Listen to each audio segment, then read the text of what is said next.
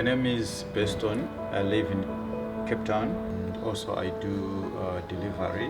Interbet helped me to realize my dreams. Now I have my own delivery vehicle and I'm able to do the removal in and around Cape Town.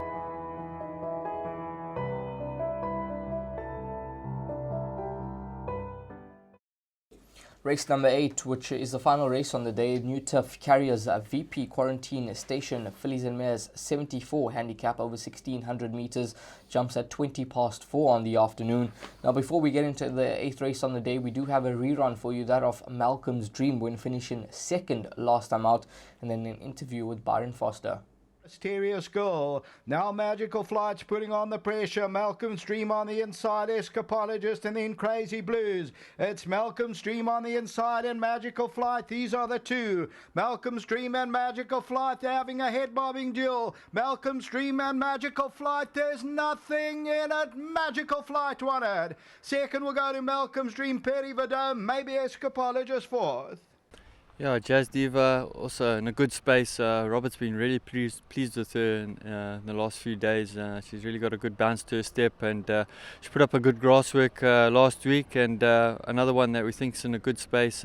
Trying the mile trip, Rob thinks she would see it out quite comfortably. So if she settles and produces her effort like she did last time, definitely a runner.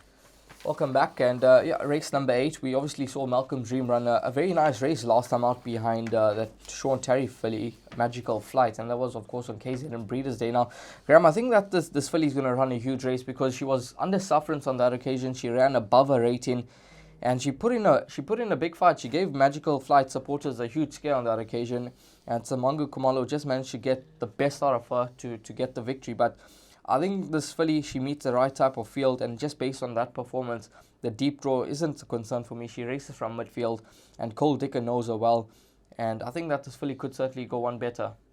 I was one of Magical Flight supporters that this filly gave a huge fright to, I have to say.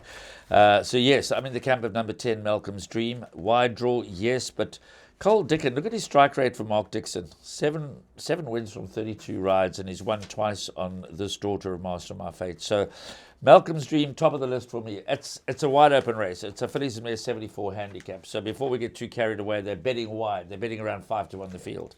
But number 10, Malcolm's Dream, will be my first choice. I have respect for number 9, Devils and Dust, to run a good race for the Paul Lafferty and Muzieni combination. But there's one horse that I do want to mention that is under the radar, having its third start for Carl Hewitson, and that is number 3, Perfect Trust. Comes from the Western Cape, only had the 2 starts for Carl Hewitson, bought the daughter of Vercingetorix on an online sale. I think if you're a 71 in Cape Town, you're better than a 71 in KZN. I know that sounds crazy, and I'm not going to try and explain that, but that's my feeling. And having had the 2 starts for the stable, there was nothing much to choose between Perfect Trust and Devils and Dust behind Kayleen. I think from a good draw, I'm taking it on trust that, as with many of the progeny of Vercingetorix, she's going to love the poly track.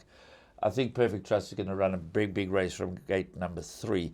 And I'm mentioning her just so that you don't leave her out. Throw her into your trifectas, throw her into your quartets. There are many with chances. Jazz Diva's fancied, as you know, and Rainwear loves the surface and can run well. But top choice for me, Malcolm's Dream. The immediate dangers would be 3, Perfect Trust, and 9, Devil's Dust. But there are more with chances. Yeah, Michael Roberts running number 6, She's Not Easy. He won a nice race last time out, and he does give this filly a good chance on the day, and he did mention that she should run well, so she's another to include. So it is a competitive race to close off proceedings, but number 3, Perfect Trust, want to keep a very close eye on for the Carl Hewitson yard. But for both Graham and myself, we're going to be with horse number 10, Malcolm Dream, in the final race on the day. Graham, quite a tough day's racing, but as we mentioned earlier on, the exotics could be a nice way that you want to play on the day.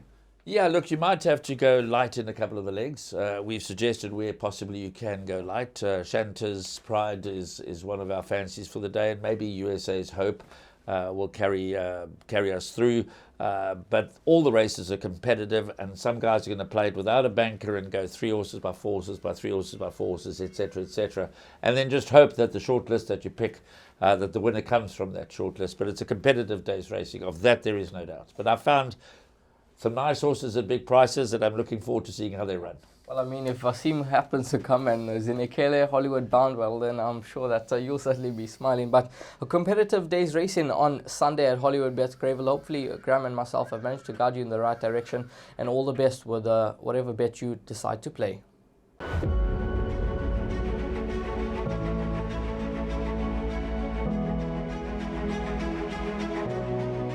It's good fun. Days like these are great. You get the whole industry together.